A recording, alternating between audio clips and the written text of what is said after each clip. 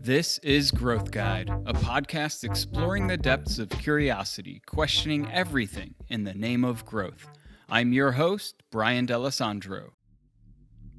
Whether you're familiar with plant medicine, have been curious, or never heard about it, this podcast will open your eyes to an ancient practice of healing through living in greater connection with the natural world. After a career that scaled the heights of corporate success as a CEO of global companies, Angell reached a turning point in his life. Material success and trappings had not brought him happiness or fulfillment. He had a big degree, a big job, and success that most people aspire to. But he wasn't happy. He decided to completely change his life and embarked on a journey of self-exploration and meditation that took him from working with Mother Teresa's mission in India to the jungles of Peru in search of finding meaning in life and fulfillment beyond the material demands of today's society. Through seeking to transform his own life to live in service to a higher purpose, he made a life-changing commitment to help others in their search for peace, harmony, and happiness. Medicine man Angell founded the Sanctuary Shamanic Healing Center in upstate New York, where he serves a thriving community. This is Growth Guide. I'm your host, Brian D'Alessandro. So great to be here today with you, Angell, medicine man, brother from another mother. So excited to dive into some really meaningful topics with you. Yeah, thank you so much, brother. It's good to be with you. Absolutely. It's always a blast. And I guess a good place to start is really, how did you find your way to this work as medicine man? When I originally met you, probably 7-8 years ago, maybe even more now, you were running Totsi, or just stepping out of that, a startup, and working as an entrepreneur. You had played the role of CEO at some major companies. And how did you come down this path? Yeah, I think we met like 10 years ago. I think the start was more getting out of what I was in, where I was suffering. So it was not like, oh, this is point B and I should get towards that kind of life or role, or however we look at it. But it was more the life that I was in, which is to work in big companies and living in the city. Was not fulfilling anymore. I had a lot of suffering inside of me, despite some external successes, as a financial or as a certain role in corporations. But there was definitely a huge gap between this outer image that I was projecting and playing with and my inner world. And at some point, the suffering was so intense that I had to live, life as it was became unacceptable. And so I had to seek something else. For anyone listening in, can you give a little context, paint a picture of what your life was looking like back then? At the time, I was running my own company with a friend, my business partner. And our company had grew quite well, over 120 or 30 employees over 3 years. We raised over $50 million for the business. We had investors, a board, and, a big team. And we were selling products across the country through the internet, through an online platform. And I was living nearby, spending, 10, 15 hours sometime at the office, not having a day off in pretty much 3 years. There was not a day where I could just turn off my phone or my computer, and there was always something going on, with our warehouse, with our client, with our technology, with our team. So quite stressful.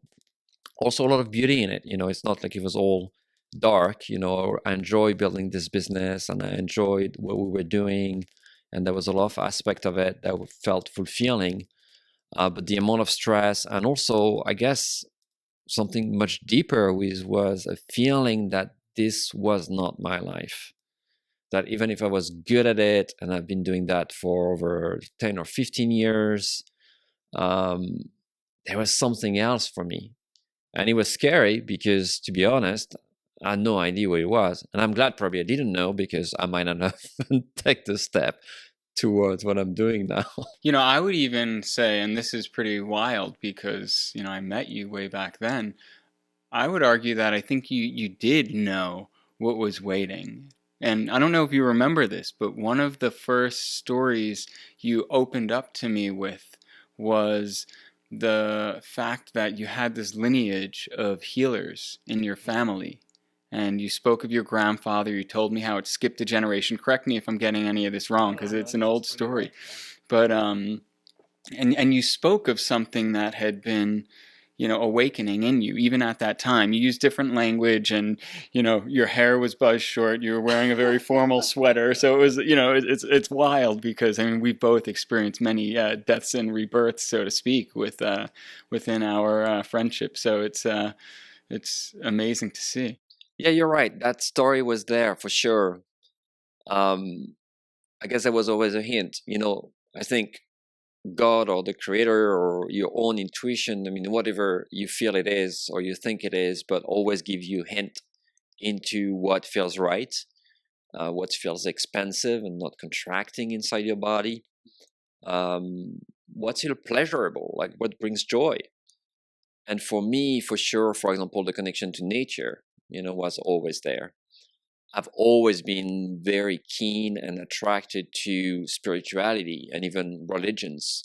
So, I study different ones and different paths way into my corporate career. I didn't wait for the end of it for that.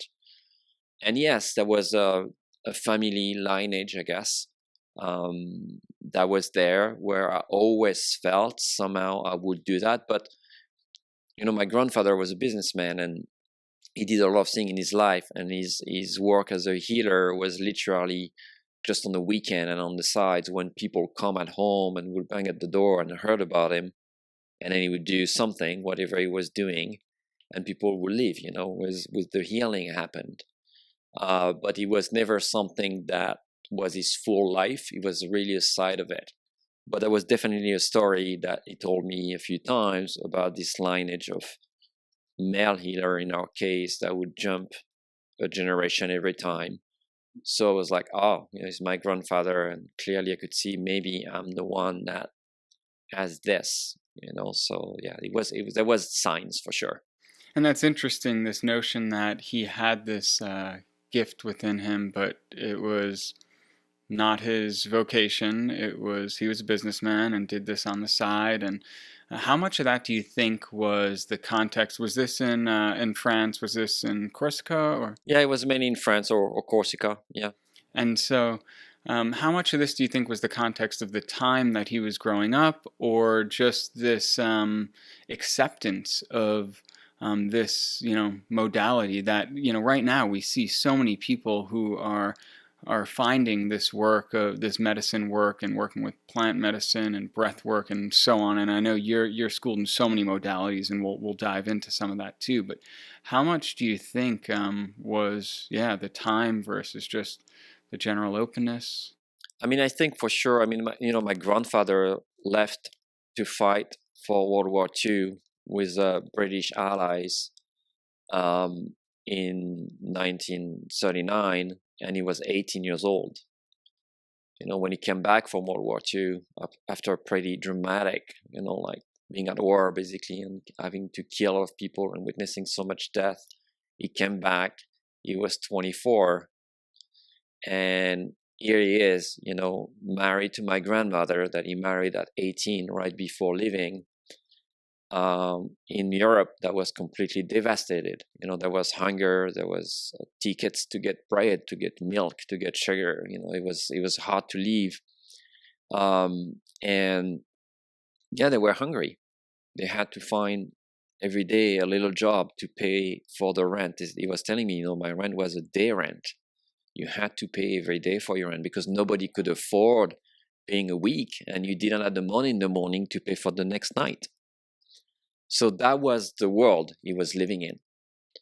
And I guess he had to work really hard, to make a living, he started poor and ended up being wealthy at the end, but it was a difficult life. And they ended up leaving France, to live in Morocco, that was French at the time, and build their life there, where it's where my mother grew up. So I guess that was always, and it's this generation of our grandparents in many ways, where working, is the highest value. I mean, it's something that you're very proud of. And so I don't think he ever felt like he could let that slide and somehow dive into something that, let's see what happened, because he had to feed, his family, and he had 3 daughters within 3 years after the war. So there was my mother, and her siblings. So he had to take responsibility. And because there was not inherited fortunes or anything like that, he just had to make it happen. And my grandfather also had a very complex relationship with God. He was a complex person in so many ways, but he never believed in it. He never believed there was something else. He was deeply Buddhist. He studied Buddhism for a long time and very Buddhist in his ways, but somehow did not relate in an outside force. He believes that you are in charge of your own life and you make everything happen that way. But yet, until the end, he would do those very spiritual healing practices when people will come and heal them. But he never connected to that idea of God. So that, and I could see there was things that maybe didn't make sense to me when I look at him doing certain things and then saying things like that.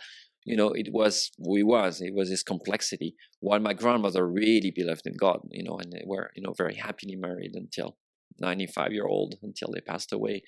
So, yeah, I guess he didn't say, okay, let's give full space for that, and that's something I have. It's a skill he always had that was transmitted to him, and he just offered it to people that wanted it or asked for it. Mm. And now you've picked up that baton in a period in time where we're clearly facing systemic change in our whole world, and people are looking for another way in how they work and lead their life, in their relationship to the planet. Climate change is a really driving force, especially for the younger generations. And so, how are you approaching your work? And can you give us a lay of the land here? We're here at the Sanctuary in Callicoon, New York, right around the corner from where I live, and you've built something really special here. Can you just talk a little bit about what you're doing here? What the idea for me came about giving a space or offering a space for people to be able to come and explore their suffering, explore whatever was not settling well inside of them. So that's the idea of a sanctuary.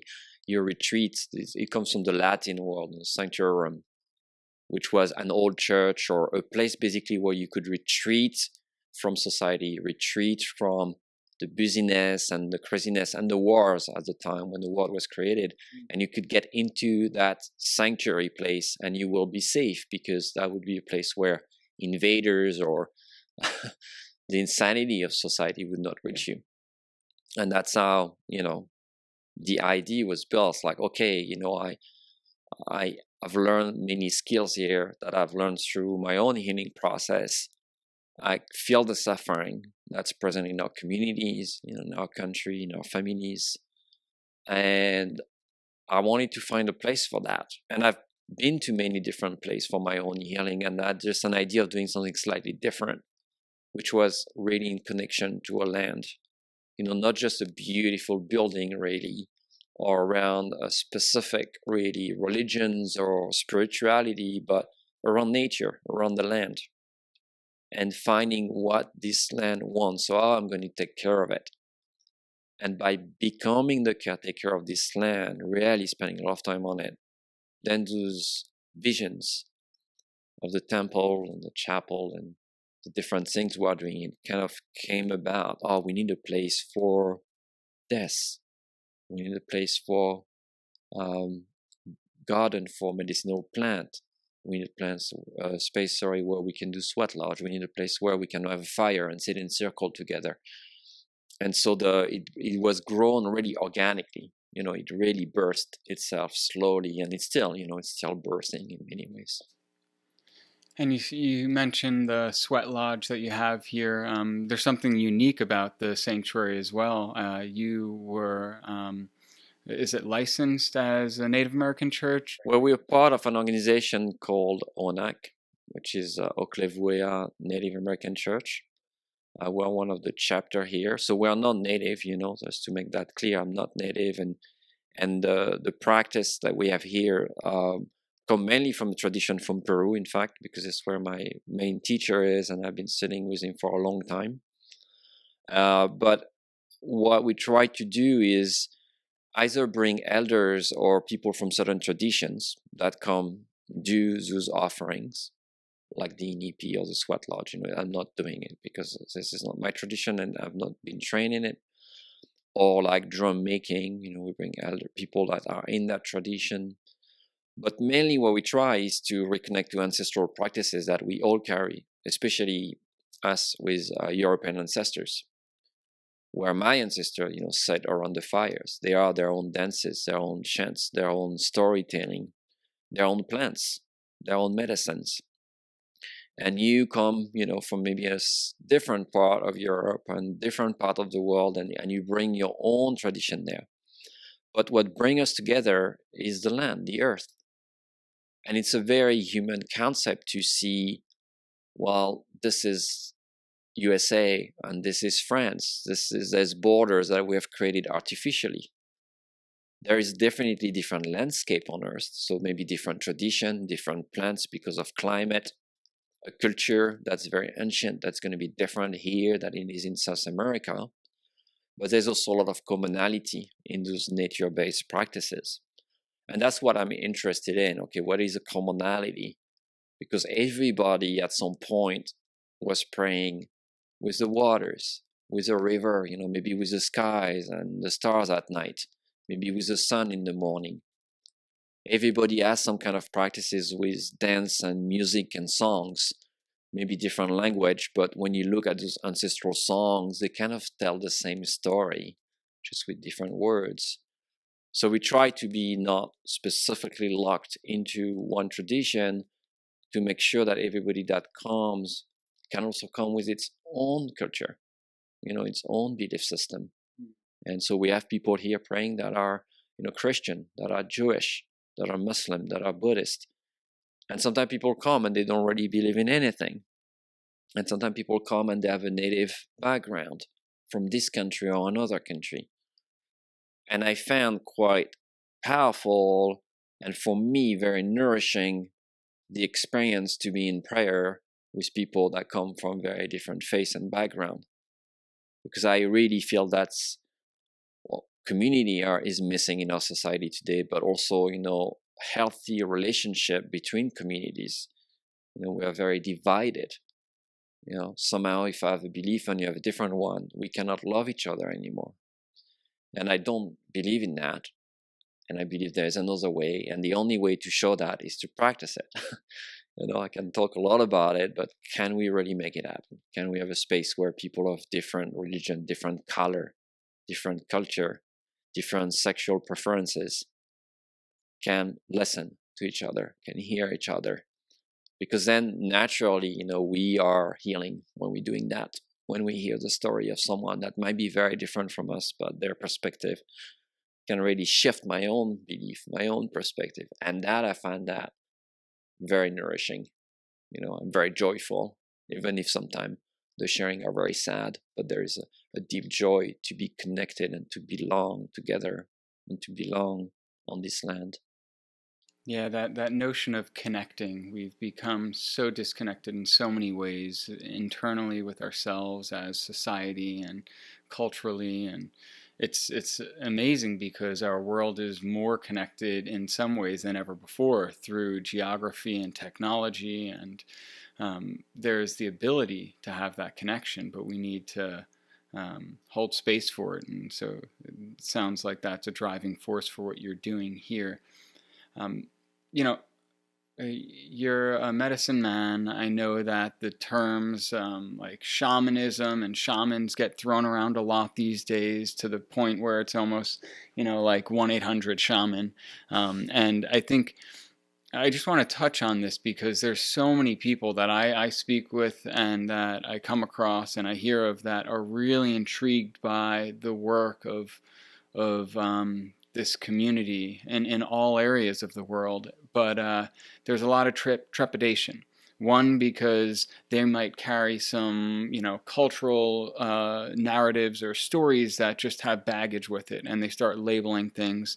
And then on top of that, they just have a mistrust or distrust of who they could actually open up to and be vulnerable to because it is such a deep experience. Can you talk a little bit about that? Yeah, I think first on the term, I mean, the term comes from a certain culture, which I'm not from. So that's why I don't use the term, because that's really appropriation at the end of the day. I use the term medicine man because that's the term my teacher is using. And I've been, studying for a very long time with him, and he's okay with that term, and he thinks it's the right way. My teacher Miguel in Peru. So that's the term he's using. That's the term more in his tradition, and the tradition we carry and the work I practice.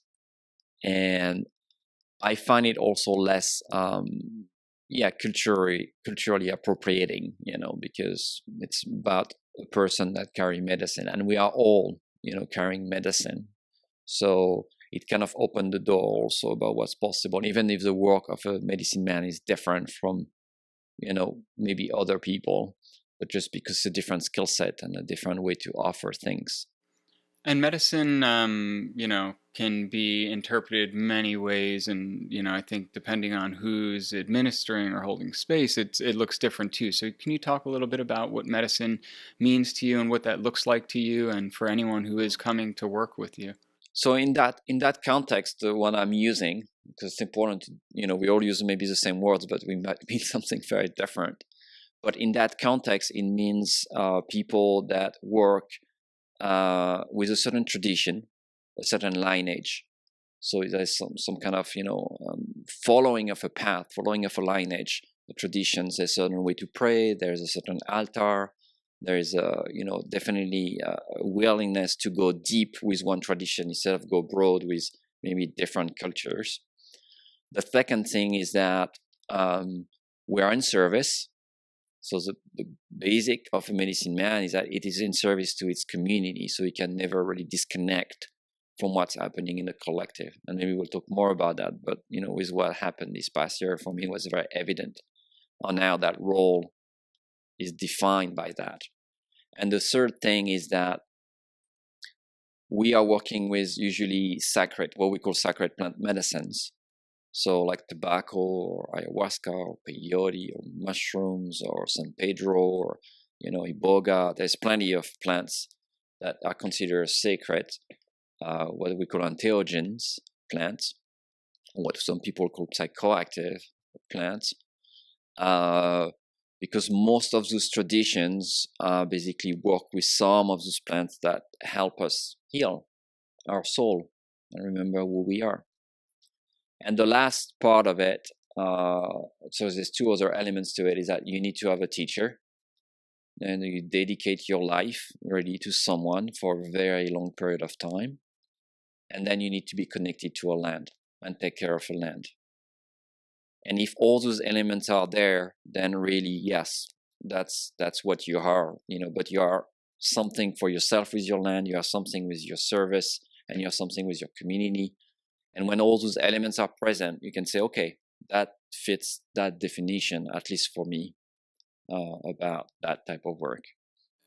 In your approach, when people come to you, how do you usually engage? What does that work look like? Because I know there's so many people out there that are very new to this space, and it's a great unknown, and I think it's scary to a lot of people. Maybe more so scary to the ego and the control that we put in place. But yeah, I think, for me, what someone comes, it's I'm interested to hear about what is alive right now in their heart. What's happening in this moment? What are they suffering with? What are they finding difficult? What maybe is overwhelming their system? And how does it show up? They might be angry, they might be shutting down, they might have depression, they might have hard time to sleep, they might be drinking and doing drugs, whatever ways that pain is coming out. And from there, then we decide what we're going to do, So a mix of different practice. Sometimes it's using the drum and singing to them, and sometimes there is some kind of body work and breath work that's involved. So there's definitely always a container of prayer and certain energies we're going to work with. Sometimes some plants might be involved to restore and regenerate that system. But most of the time, there's a big part of it that's finding where that person on their path disconnected from health. Where did that happen? When did that happen? Because people might see you now and they say they're 35, but something really happened that changed this well-being 30 years ago when they were 5. Sometimes even things happen that we're not even aware of if we were very little, because we were not very conscious yet. I mean, at least we can remember memories of it, very vivid memories. So I'm interested to see what's happening, because we need to sit with what is right now there. But part of this holistic, healthy approach is not just, okay, you have pain in your stomach or you can sleep. I'm interested why and where they started. Because that's where the true healing happens, is that if we can also go back to that and fix it. Because if not, I might find a good plant or something that makes you sleep better, but that trauma is going to find another way to come out. And it might come through migraines, it might come through digestive problems, it might come through even something more dramatic. Yeah, I call that the game of whack-a-mole. Yeah. You push it down, it'll pop up. And what I love about your approach is you're not just saying, okay, this is what we're gonna do, this is how we introduce everybody. You listen deeply to what is calling, hurting, yearning, and apply a modality that your intuition says can help open that up and to potentially help them to heal that. Yeah, and I think that listening is very important for, obviously, first giving that space to the person that's coming, because they are the one that really knows what's happening. I'm not really the specialist. They are the specialist. They are the expert in their own well-being. That's terrifying for a lot of people, right? That probably is, yes, because we forgot we are, But sometimes the other reason the deep listening is important is because we all have a narrative on our stuff. So when something happened to me, or the way maybe I'm feeling in my life right now, maybe at work or with my partner or with my mother, I have built a narrative. And those narratives are very usually embedded with early trauma, like the way we see things and the way we're going to explain them. And they are really designed for survival, meaning that if I have a good narrative about something that happened to me that maybe could not be really explained because it didn't make sense. If you were sexually abused by your father when you were a little girl, there is no really making sense of that for a child, because here you have someone that's your caretaker that tells you he loves you and then physically or emotionally abuse you. So to survive that, our brain, our psyche needs to build a narrative. And the narrative could be, he hated me, because it's hard to reconcile. Maybe there was love when there was also abuse at the same time. It's very hard for the mind to comprehend that. Or the narrative might be, something else.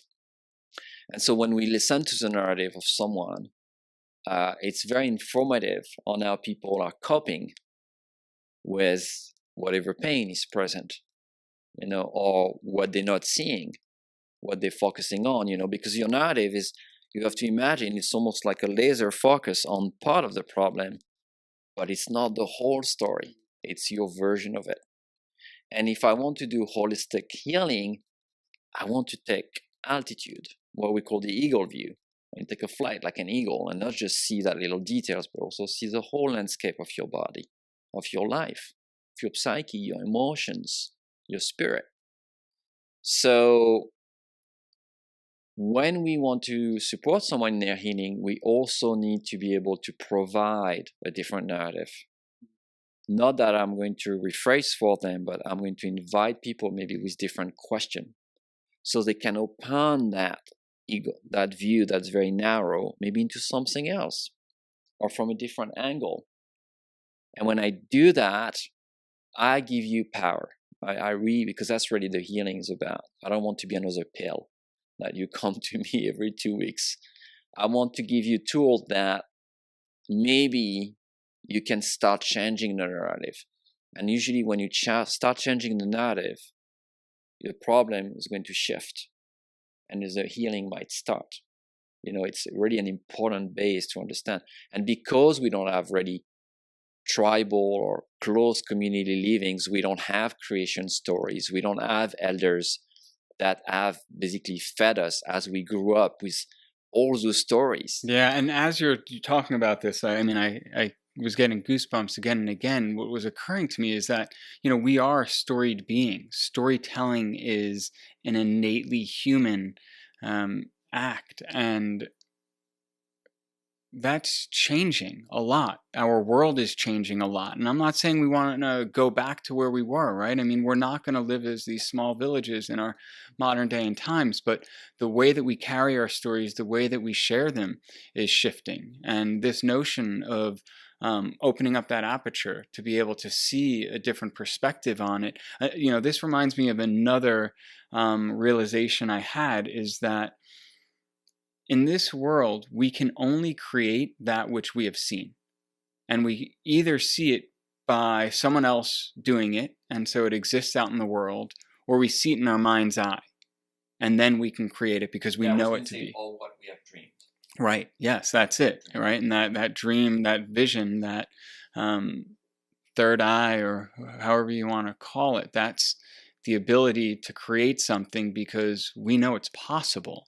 And we put so many limitations on it. And even when you talk about this small laser focused story, it's this constricted version of it. And I totally agree that we develop these as a survival mechanism, but it's held in this lower root area of survival. If you look at Maslow's hierarchy of needs, right? I mean, and it doesn't allow us to actually thrive. So I really resonate with this notion of, rewriting our stories and being given permission and being shown how.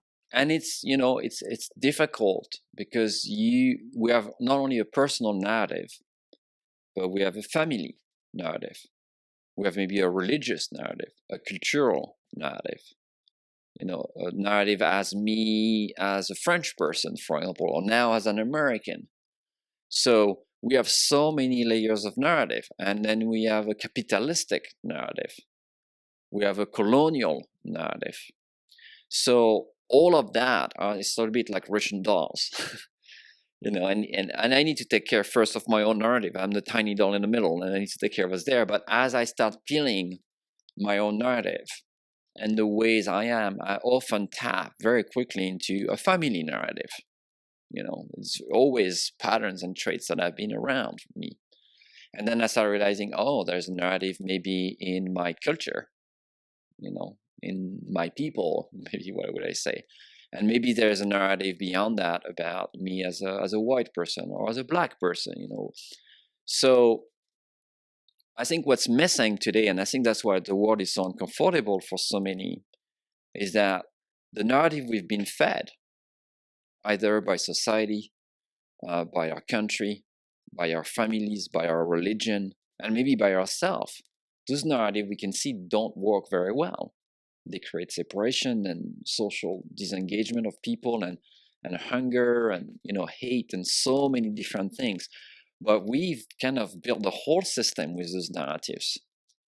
And here we are without elders, without ancient traditions, and we don't have a story. If you talk to elders or native people, and I've spent time during this 2020, to really spend time listening to different elders. All ancient tradition have a narrative for what's happening now. For those great turning, as Joanna Macy called it, or great collapse of societies. It's in the narrative, it's in the stories of many traditions. There's a stories for how it happened and when it's happening. There's a story for really the peak of the heights or the depth of the fall. And there's a story for the coming out of it. And there's a story for a new possible world. And that's why it's much easier when you have a story, when you have a narrative, even if that chapter of my book looks pretty awful. I know there's another chapter, and I know it's written, and I know it's good. But I think here, because the world is so different, we're already trying to build a new narrative, and we don't have one yet. And so we can feel quite lost and kind of more suspended in time and space at the moment. What if that pandemic goes forever? Or there's another virus. What if something else comes? You mentioned the climate. And we see the problem of society, that are very alive. And then you layer on top of it the narrative of big media, the narrative of social media, and how that can reinforce. Because another thing that was clicking for me is that when we tell these old stories that don't serve us, that don't serve our community and the world at large, we reinforce them, we make them stronger, we're giving them power. And so until we start telling stories of what we want to become, what we want to change, we can't possibly do it. It's like the Einstein quote of you can't find the solution in the same mindset that created the problem. So this idea of changing that story is huge. And what do you think of the idea that we then have media and social media, these big machines? I'll call them machines. I mean, because it's not an individual who's steering it, it's this collective consciousness manifesting, and the currency is, usually fear or divisiveness. And how do we cultivate this change in relationship to that going on? Well, I think first, obviously, is a very deep individual work of exploring my shadows, my triggers, my bias, my belief, my colonial mind, my white mind, my mind as a man. I mean, I'm speaking just for me, so I have to look at it. I have to be willing to assume that first, I don't know the extent of it, that maybe some part of it is creating suffering for myself and therefore for others, or for others and therefore for myself. So I need to do that deep work, because the risk is, if not, we are going to create a new narrative that is carrying trauma in it. Because, trauma, it's really calling the shot in our bodies. So if I haven't really healed something that happened in my family, in my lineage, or in my culture, it's always going to be there. So there is that individual work, but at the same time, the world is not waiting. It cannot wait, because there is some urgent problems. There's people that are hungry. There is things that are needed now, not in 2 years when I'm healed, or in 20 years. Is to always stay connected to the collective and what is happening in my community, and always ask the question, what am I going to do about it? And I think that's often the risk, and the part of, I think, for me as a medicine man, is like, I cannot just live alone on my land and feel that everything is okay when next door people are hungry. When next door someone cannot walk in the street because they are in danger because of their color. I cannot just live there and feel, oh, well, I'm doing the work. And very often, when we have trauma, what we do is we either get angry, to fight response, or we fly away. We're numb, we're not interested, we isolate. And this is very frequent, even in the spiritual community. We create what we call islands of sanity, which I'm not sure they are, but we kind of separate and create a place that's very privileged, because at the end of the day, it's really, if we have the means to travel and to afford that type of life and that type of food and that type of, connection, and we kind of abandon the world. Well, we might be talking about it a little bit, maybe on social media, but most of the time we just focus purely on whatever our spiritual practice is about. But it's not about that, because spiritual practice is about life. It cannot be separated. It's what am I doing for the others, like concretely.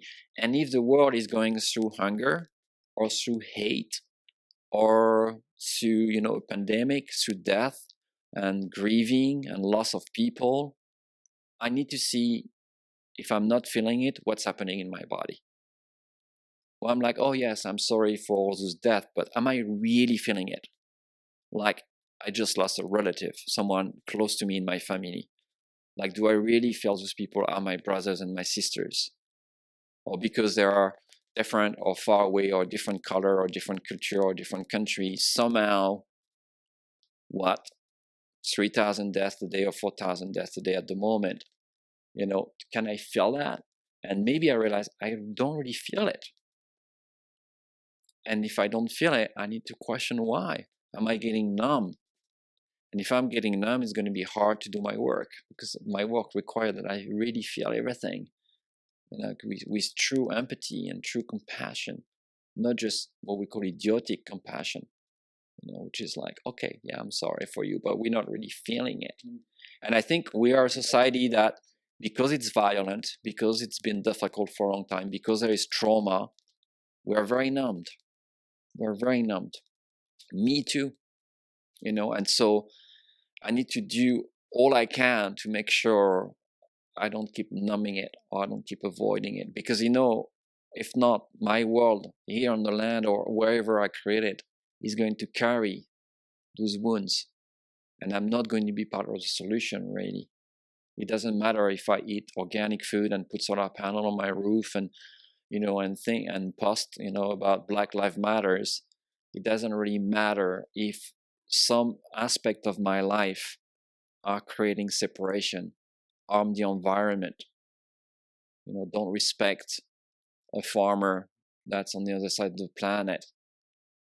So it's really consciousness, awakening of consciousness, developing that consciousness, being conscious of my ways and being conscious of what's happening. And listen, we're human. We're perfectly imperfect. There's a lot of things that we're going to uncover as we walk this life. But I need to have that intention to always humble myself, that maybe where I think I know, I don't. Maybe even in my belief, there's a place that is not truth. If I'm too tight, if I think I know, very often I'm going to miss the real truth. So when we take extreme point of views, or when we see evil in the world, and evil is there and this is not here, usually it's a good place to start seeing how much divided we are inside. Because if I see so much division out there, it's also places in me that are really trying, especially if I feel angry about it. Such a tough reality to really accept, right? When we realize that everything that we're being triggered by, or every negative feeling we're having in the outside world, or we're projecting onto the outside world, is something unresolved in us. Or unresolved also from the space of my moral compass. Like if I witness hate, in the world, and it triggers me because it pains me, it's different.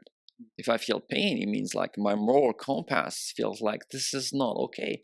And I feel pain maybe for my brother and my sisters, maybe on both sides, in a different type of pain, but like, are we going to live together? And then that brings me back to, what am I going to do about it? What can I do about it? And we have to pick our fight a little bit and decide, some people are going to work with animals, some people with the environment, some people with social justices, some people with mothers, and some people with whatever other type of issues. We can't really spread ourselves. We have to choose a little bit at some point and decide, what? That's where I'm going to put my money, my efforts, my words, my time. So I can maybe make a change here, and it doesn't have to be on the other side of the planet. It can literally be next door. Yeah, I often think about this, the grandiosity we've built into our day and age where, you know, ambition and achievement has such a high accolade, and we think that the bigger we could do something, like this whole idea of the rock star entrepreneur who's creating something that's a huge splash, and ultimately it doesn't seem to really matter. It doesn't matter how big or small. And I always go back to that book, Siddhartha, where the basic gist was, you can get the same lessons from being a Brahmin, spiritual leader, or the guy that's just living on a river, surviving off of eating mangoes from the trees and just getting a coin here and there for taking people across the river. And all the same lessons are there. So, this notion of how do we simplify our life, because a lot of what you're talking about requires that we actually slow down and we become more sensitive to these subtle feelings going on in our body or that we're witnessing in someone else.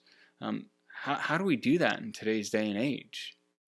Well, there's definitely a need for a good social and mental hygiene. If I'm, overloaded with information, my brain cannot just process all of it. And like you rightly said, my body is going to numb itself, because when the body is overloaded with information, it naturally disconnects and numb itself. Yeah, I love the analogy of just thinking about, overeating, right? It's consumption. So information is a form of consumption. Since we're in the physical world, think if we eat too much, what happens? Yeah. And to extreme flavors. The hate is going to be a very, I don't know, like hot food or spicy food, and maybe love is going to be sweet, but and so we have a lot of salt in that. And then you take a little piece of kale without no seasoning, and you eat it, and you have very hard time maybe to taste anything, because you're so used to those extreme taste. Well, it's the same with what goes in our brain. If I'm constantly feeding myself with very extreme point of views, my life, once I slow down and feel into my body, might become very flat for a little while. We might not feel much, and that's scary. That's scary. So I might rush for adrenaline, for a movie, for maybe, I don't know, jumping from a plane, with a parachute, or doing things that are extreme sports, all the things, because I need that adrenaline rush, which is exhausting for the body, but it's drug, it's literally, I need my injection, I need my drugs, I need my pill. But the way of healing trauma and of healing those communities is that we're able to slow down enough so we can really feel the deeper feeling that's behind it. Because behind hate, there is unhealed grief. There's grief that's hiding behind that anger. People, there's little boys and little girls that haven't processed things, that have been hurt. So I can't access the grief behind the anger if I don't slow down, if I'm always moving. But if I really slow down, if I really start listening to my body and have a good hygiene, so I need to make space for that, because the world is going at a different speed. The speed that I need is much slower. So if I stay engaged constantly in the speed of the world, I'm never going to slow down enough to touch upon this body, feelings and sensations. So my activity, I need to find space for those moments. To the point of maybe, what if I try sitting an hour and doing nothing, not even meditate, just sit and witness? How many seconds pass before I'm just bored, or looking outside, or looking for attention, or want to pick up my phone, or thinking about what I need to do in an hour after that, thinking how long it's been already. I can sure within a minute all of that might happen. And just witnessing the sickness that we carry, because this is sickness. And we all do carry it. I do carry it too. So sometimes I like to do that. Say, okay, let's try something where it's not even about praying or meditation. Right? It's not about doing. I'm not doing anything. Can I just be breathing like the tree outside, like the bird, just be there, sitting there? And it takes very little time for what I need to look at arise. That's where I say you have agency. Earlier I say, you can find, but we need to give space for it. And very often when people come here, the only thing I'm really offering is to be present and a witness, compassionate, loving witness to this, to who you are. Because that body knows its way back after that. But we need to touch upon it. We need to punch about what we've been running away from a long time. And that can be very tender and very beautiful at the same time. And if you think of it, there's not that many space in our culture for spaces like that are really slow, that are really deeply listening, that are not non-judgmental and compassionate and loving. And I think we're all craving that. That's why we're in pain, because we're craving something, that we want to experience, a different type of belonging, a different type of relating and belonging in my body. So here I can belong with you, brother, with whoever is going to be there, and witness, there's a part of me that maybe have anxiety or want to run faster. Can I bring myself back through my breath, through my body sensation? Because then I can really become really a magical being by becoming more human here and now in this moment. It's very simple. And yeah, there's so much to explore there. Angell, dear, thank you so much for opening up and sharing. Well, thank you so much, brother. It's a pleasure. And it's been so good to have this conversation with you. And thank you to everybody that's listening. Thanks for joining us this week on Growth Guide. A big thanks to our sponsors. This episode is sponsored by Project New You. I'm a huge fan of their Nitrovite nootropic brain supplement. It's helped me to develop laser focus, a better memory recall, and motivation. Nitrovite has helped me in launching this podcast amongst completing many other projects. Visit growthguide.love/focus to learn more and use promo code GROWTH for 15% off. This episode is also sponsored by the upcoming film Thrive 2. This is what it takes. A follow-up to the 2011 hit Thrive, which is one of the most widely viewed documentaries in history with over 90 million views. If creating a better world matters to you, don't miss it. Visit growthguide.love/thrive. Make sure to visit our website, growthguide.love, where you can find freebies, exclusive content, and subscribe to the show so you'll never miss an episode. If you found value in listening, I'd really appreciate a rating on iTunes. I can't tell you just how important this is. Or spread the love. Tell your friends, your fam, heck, tell your spirit animals. And follow me on Instagram at growthguide.love. Be sure to tune in next week for our newest episode.